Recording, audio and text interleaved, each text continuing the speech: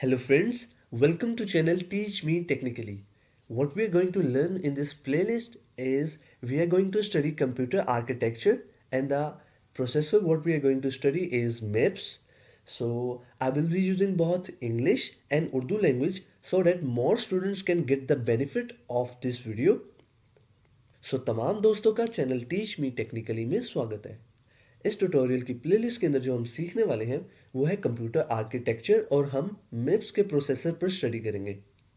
सो जिन दोस्तों ने अभी तक हमारा channel Teach Me Technically subscribe नहीं किया, सब्सक्राइब कर लें। For all those who have not yet subscribe to our channel Teach Me Technically, subscribe it now.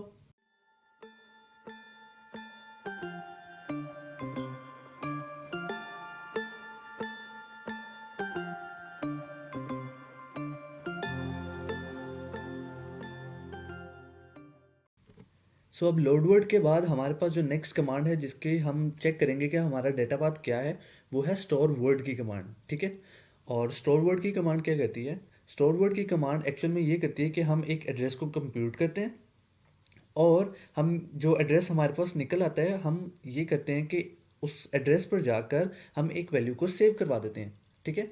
So load word और स्टोर वर्ड आपस में ऑपोजिट हैं। लोड वर्ड में हम ये करते थे कि उस एड्रेस से हम वैल्यू को गेट करते थे। ठीक है। लेकिन स्टोर वर्ड में क्या करते हैं, हम उस जो हमारे पास एड्रेस कंप्यूट होता है उस पर जाकर वैल्यू को सेव करते हैं। ठीक है।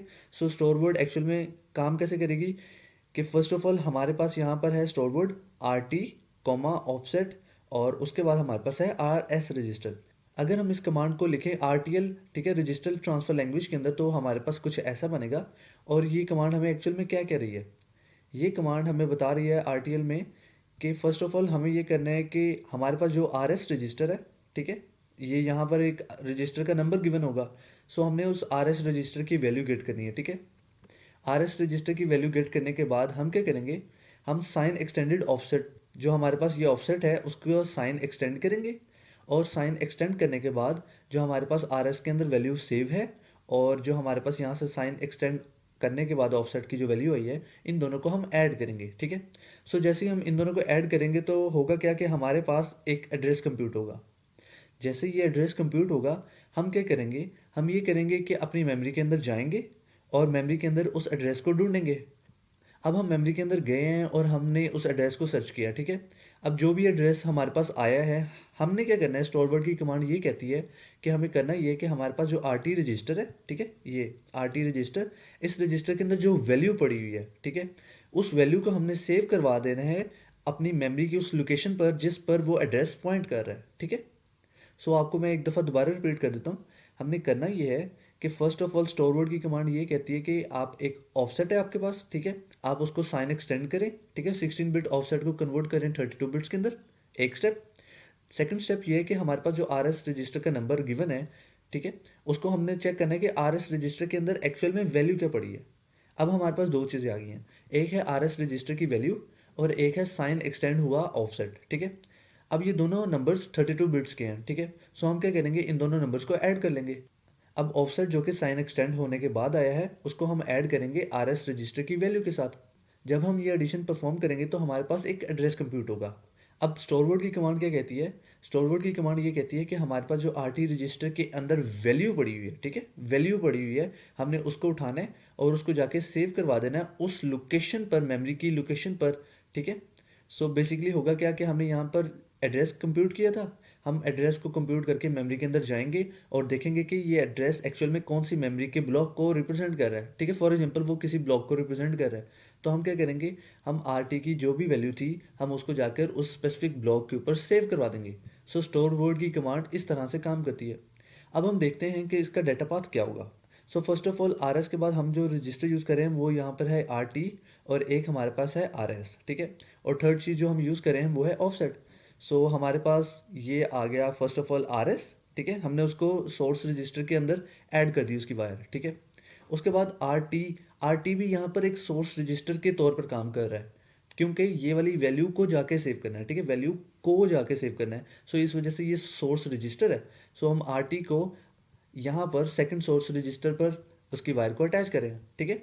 अगर ये डेस्टिनेशन रजिस्टर होता जैसे कि लोड वर्ड में था तो हम इसकी वायर को यहाँ पर कनेक्ट करते, लेकिन स्टोर वर्ड के केस में आरटी रजिस्टर सोर्स रजिस्टर के तौर पर काम करता है, इस वजह से हम उसकी वायर को यहाँ पर अटैच करते हैं।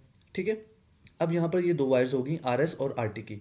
अब जो थर्ड वायर है वो हमारे पास है ऑफसेट के लिए। ठीक है, अब यहाँ से हम क्या करते हैं कि एक ऑफसेट की वायर निकालते हैं।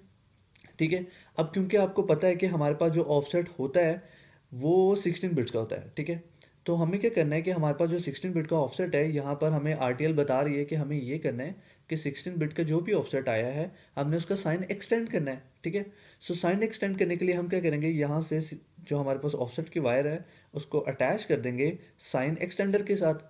सो ये हमारे पास एक ब्लॉक है और ये ब्लॉक ये काम करता है कि 16 बिट्स को कन्वर्ट कर देता है 32 बिट्स में। और ये 32 बिट्स में कन्वर्ट करते वक्त ये साइन का खास ख्याल रखता है। मतलब ये कि अगर वो पॉजिटिव नंबर था तो उसको पॉजिटिव ही रहने देगा, और अगर नेगेटिव नंबर था तो उस नंबर को नेगेटिव ही रहने देगा, ये बिट्स एक्सटेंड करने के बाद भी। ठीक है, अब हमने यहाँ तक ये कर लिया कि साइन एक्सटेंड ऑफसेट वाला काम हमारा हो गया। और जो सेकंड हमने काम करना था वो ये था कि आर एस जो हमारे पास रजिस्टर है, हमने उसकी वैल्यू को गेट करना है। सो जैसा कि मैंने आपको बताया था कि रजिस्टर फाइल क्या करती है कि हम जौन से रजिस्टर का नंबर उसको बताते हैं वो उसकी वैल्यूज हमें दे देती है।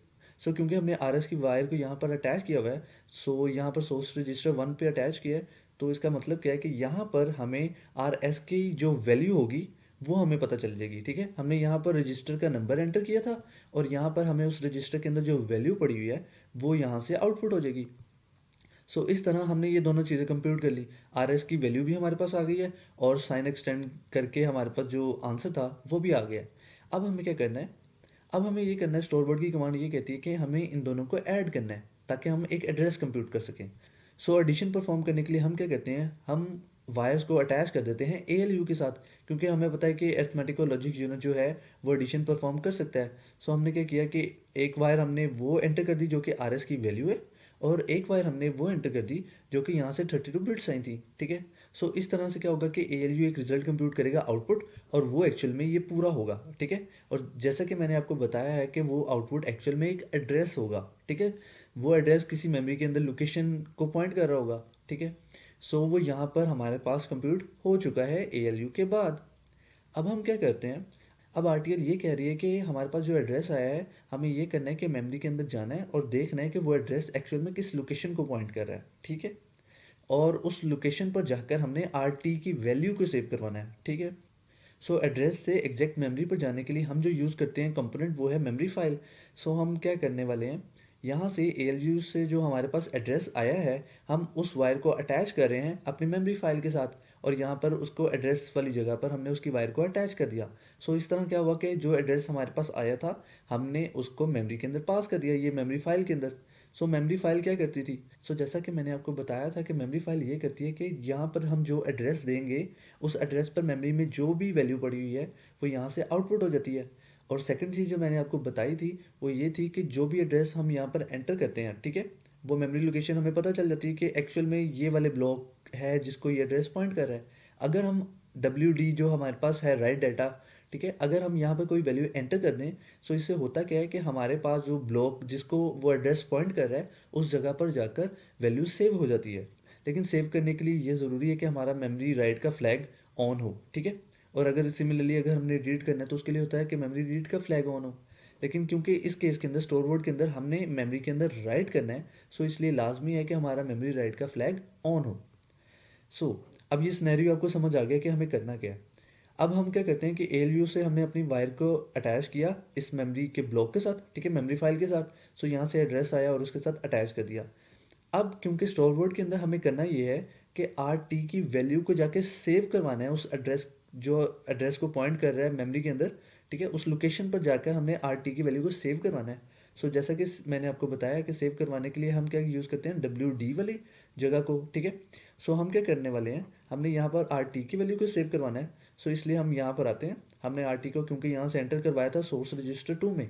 सो इसकी वैल्यू गेट करने के लिए हम क्या करेंगे, यहाँ से RD2 से हम इसकी वैल्यू गेट कर सकते हैं, क्योंकि रजिस्टर फाइल अपने जो सोर्स रजिस्टर्स होते हैं उनकी वैल्यू को आउटपुट करती है। ठीक है, सोर्स रजिस्टर 1 की वैल्यू यहाँ से आउटपुट होती है और सोर्स रजिस्टर 2 की वैल्यू यहाँ से आउटपुट होती है। सो हमने क्या किया, सिंपली यहाँ से RT की वैल्यू ली और उसको राइट करवा दिया उस एड्रेस जिस जगह पर वो एड्रेस पॉइंट कर रहा था उस लोकेशन पर जाकर आर टी की वैल्यू को सेव करवा दिया, और फाइनली हमारा स्टोर वर्ड का जो डेटा पाथ है वो यहाँ पर कंप्लीट हो जाता है। So friends, if you understand the lecture, do comment in the comment box and let me know because it motivates me to make more videos. So friends, मुझे उम्मीद है आपको आज का लेक्चर समझ आया होगा। मज़ीद वीडियोस के लिए चैनल टीच मी टेक्निकली को सब्सक्राइब करें, वीडियो को लाइक करें, और अगर आपका कोई भी क्वेश्चन है तो कमेंट बॉक्स में कमेंट लास्ट में करें। So I hope you understand the lecture. Give this video a thumbs up. If you have any question, do comment and subscribe to our channel Teach Me Technically. Thanks for watching, friends.